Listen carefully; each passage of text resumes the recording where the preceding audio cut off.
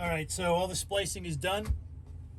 There's no twists actually in any of these because we've been using this as a demo. They're not perfectly neat anymore coming out of the tubes. They got shuffled around a little bit, but it's going to be okay. So again, with plastic ribbon, there's small details you want to make sure you follow just to make your life easier as you're trying to tray it. So there's no twist in any of these. So when you tray it, you're going to have to introduce a twist so that they want to wrap in the tray.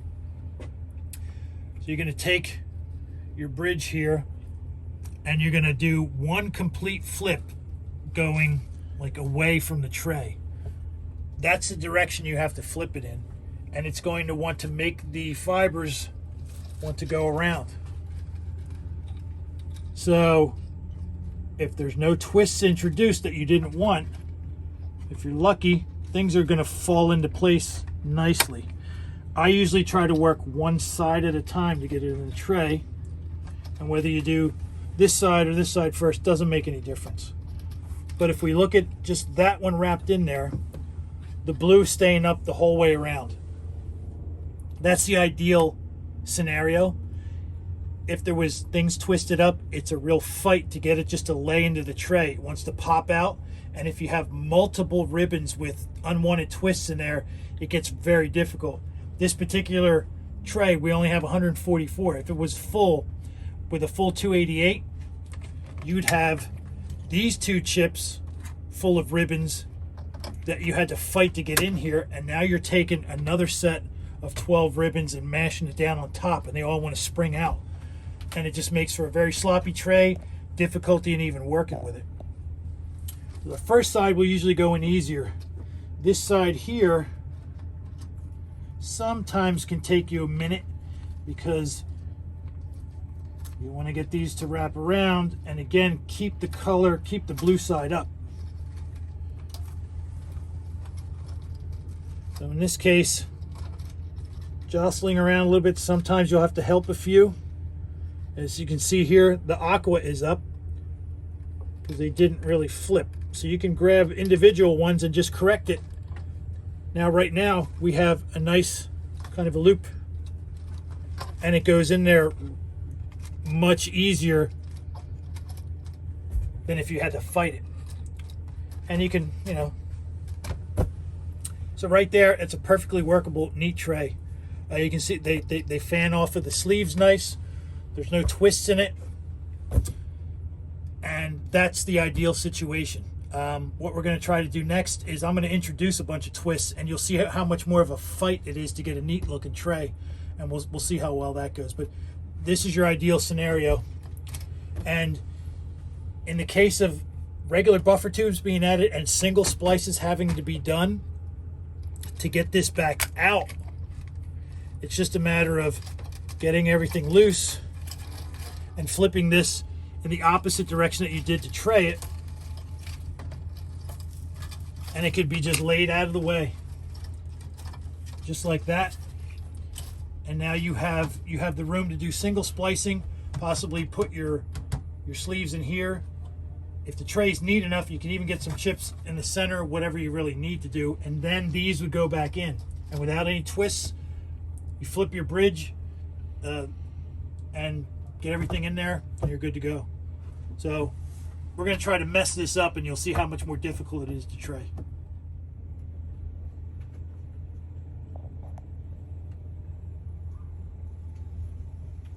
Okay, this is the scenario. It may be a little bit more extreme, but maybe not. As you can see, some of these fibers, they're not really laying straight. They have a twist in them that we don't want. So at this point, it doesn't look that bad. But when you follow the proper procedure to tray it, so we take this, again, I'm flipping it away from the tray, one complete turn. To do that, to get these ribbons to want to coil around the tray. But what's going to happen is some of them have these unwanted twists which are going to fight you trying to get that in there. So again, working one side at a time. I'll snap that in just to get that to lay in there. Now, this doesn't want to just laying there neatly at all. You can kind of force it, and you'll probably see trays like this in the field, but generally it doesn't want to stay in there that neat at all. And then to try to do this side, you end up with situations like this, and it's almost impossible to try to work with this stuff. It just ends up being very difficult, and it's on a case-by-case basis. But if you're doing your splicing and you're trying to easily tray something, you may be able to push it in there, but it's not going to look good. And this is, again, this is only 144 splices, and if you had 288, you're fighting this to where the lid itself is going to be what's trying to hold all this mess in there, and to do any other work on it is difficult. In my opinion, that's just sloppy, and I would hope that you try not to make your trays look like that. But that's the importance of following that procedure. And when you're done splicing, all the ribbons come out of your tubes and they go straight into your chip without any twist. The only twist is the one you purposely put in when you flip these chips one complete revolution away from the tray, and then everything falls into place nicely. I mean, you can get this to work, and it's probably not going to give you any signal issues, but it just makes working with this tray more difficult, and any future expansion difficult as well. So always remember, ribbon, especially plastic ribbon, very unforgiving, so you want to follow all these procedures. The spider ribbon I showed you is much more forgiving, but I would suggest that you follow the same procedures with that so that you're always doing it the same. The spider ribbon will tray almost like just loose fiber for the most part, so you won't really have stuff that looks this messy. But treat that as if it was plastic, and then you always have the same procedure, and you won't have to stop and remember how to do one from the other. Okay, I'm going to try to simulate what happens when you have a fiber offset. Like if the V-grooves are dirty and one or more of the fibers are actually not lined up. As I said before, this machine cannot move individual fibers and line them up. It relies on them laying in those V-grooves. All it can do is start drawing them together when it arcs to make the splice. So I want to try to show what the machine is going to do if it notices that there are some fibers with an offset. Here we go.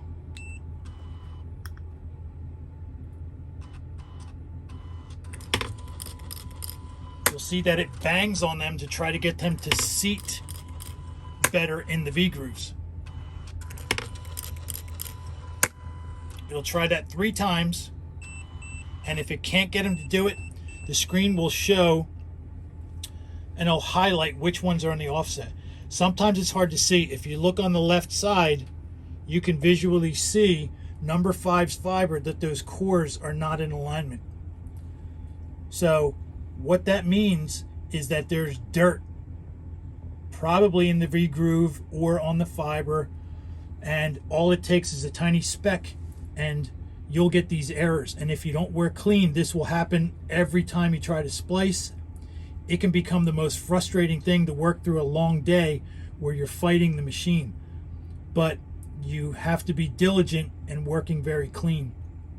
When this happens, I'll show you the steps that I take before I really start to do any cleaning. If it's simple enough, I will hit the reset button so that I don't inadvertently force a splice through that offset, because generally you'll get a bad splice there.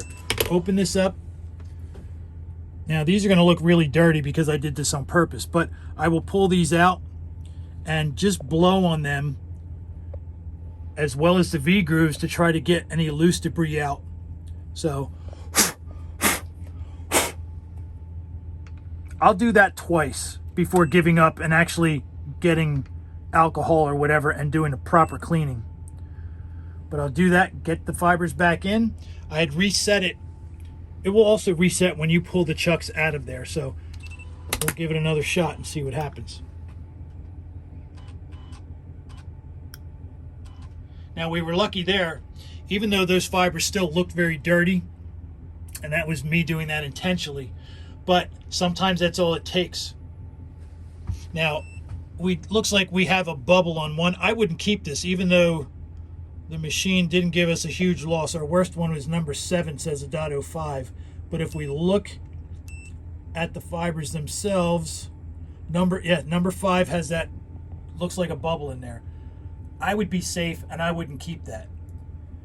It's much easier to resplice a ribbon here than have to troubleshoot, find one fiber, and you have a choice. If that's a bad splice and needs to be repaired, the entire ribbon can be respliced with the chance of you possibly having a bad splice on a different fiber, or that single fiber can be stripped out of the ribbon and spliced as a single for a repair, and the other ones are left undisturbed.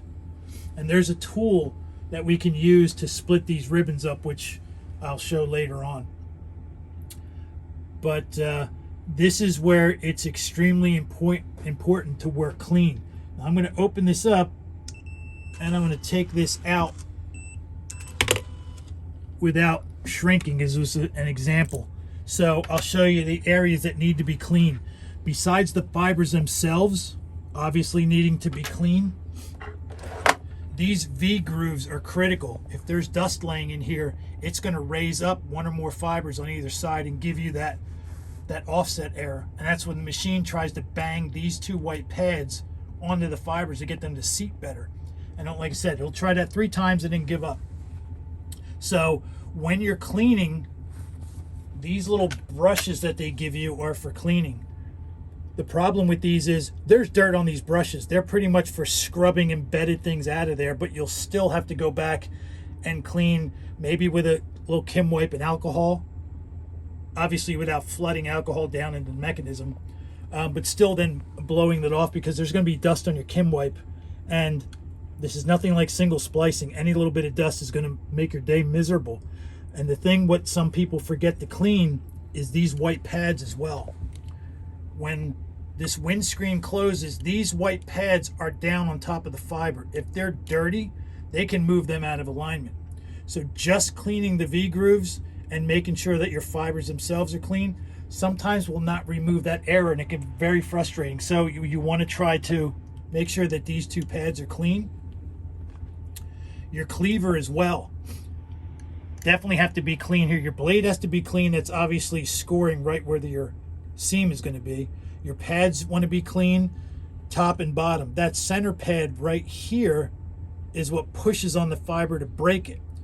So if that's dirty, you're going to introduce dust right at the splice area as well. So can't stress that enough.